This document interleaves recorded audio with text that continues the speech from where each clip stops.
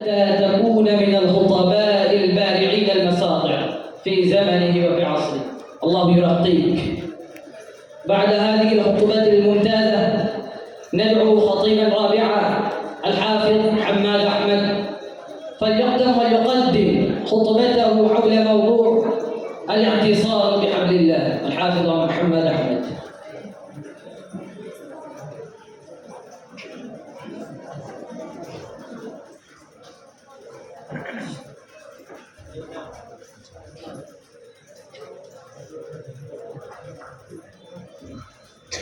إن الحمد لله حمدا كثيرا طيبا مباركا فيه.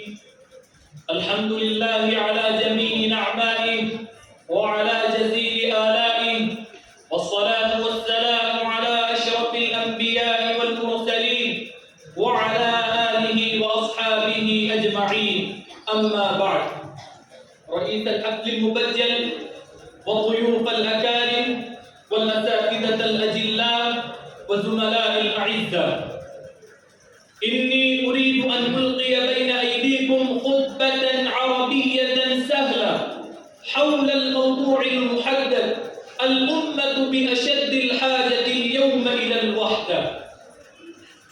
يا أيها الناس، أوصيكم ونفسي بتقوى الله والاعتصام بحبل الله، فإنه سبحانه وتعالى يقول: يا أيها الذين آمنوا اتقوا الله حق تقاته ولا تموتن إلا وأنتم مسلمون، واعتصموا بحبل الله جميعا ولا تفرقوا، واذكروا نعمة الله عليكم إذ كنتم أعداء فألف بين قلوبكم فأصبحتم بنعمته إخوانا، وكنتم على شفا حفرة من النار فأنقذكم منها، كذلك يبين الله لكم آياته لعلكم تهتدون.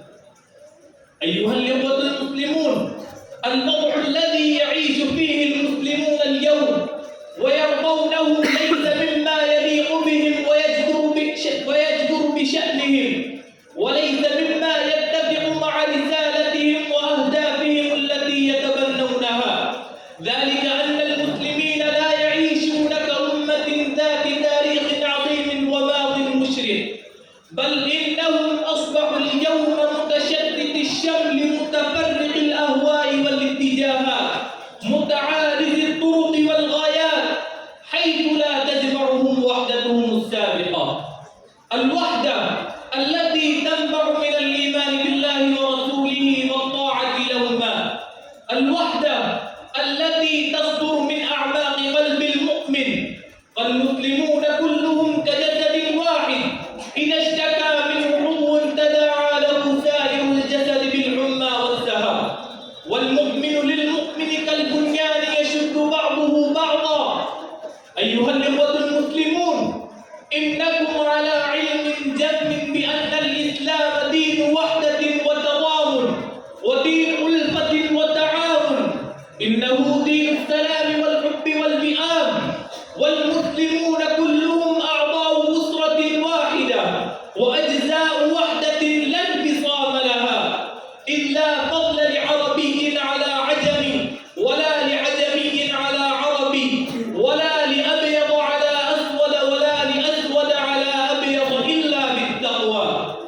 وعندما كان المسلمون يمثلون هذه الوحدة والأخوة العالمية، عندما كانوا يدا واحدة وقوة واحدة، لم تصمد في وجوههم أي قوة مهما كانت هائلة، ولم تتغلب عليهم أي دولة مهما كانت عظيمة واسعة، إنما كانوا مهابين مكرمين تخاف منهم القوات المادية كلها، ولكنهم حينما تفرقوا وانفصلوا عن مركز الوحدة والتضامن والحب والأخوة، ذهبت ريحهم وضعفت شوكتهم وخارت قواهم، وأصبحوا أمة ضعيفة تقع فريسة ظلم الظالمين وإجرام المجرمين وعبث العابثين. وبدأت الأمم المادية تستعبدهم وتعبث بكرامتهم متى شاءت.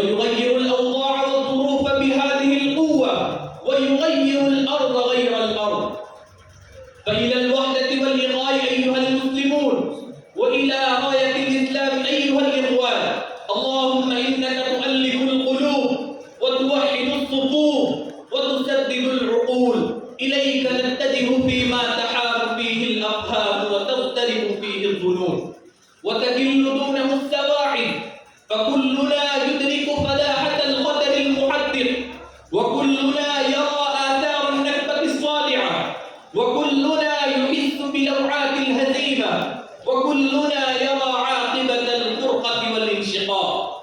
فارزقنا اللهم وحدة الإسلام، وجنبنا فرقة الشيطان، ولا حول ولا قوة إلا بالله العلي العظيم.